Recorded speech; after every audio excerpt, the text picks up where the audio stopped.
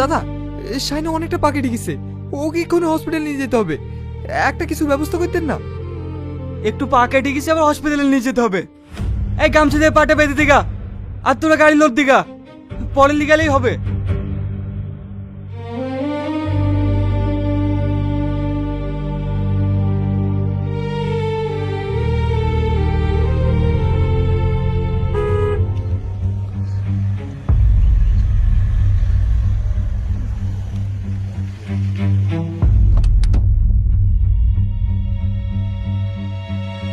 কি হয়েছে শাইনের? পা তো রক্ত ভেসে যাচ্ছে। দাদা, তাড়াতাড়ি শাইনকে গাড়িতে তুলুন।